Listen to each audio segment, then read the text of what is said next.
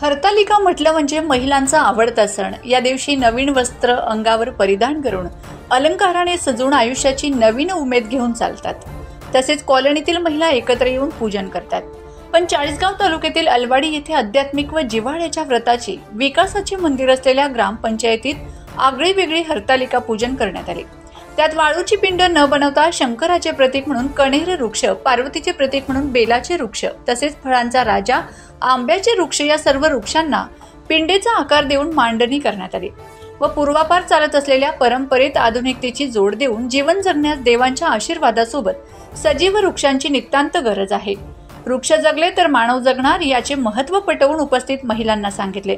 उद्या या व्रताची सांगता करून वृक्षांची लागवड केली जाणार आहे। अशी अनोखी हरतालिका व्रत मोठ्या उत्साहात महिलांनी साजरे केले।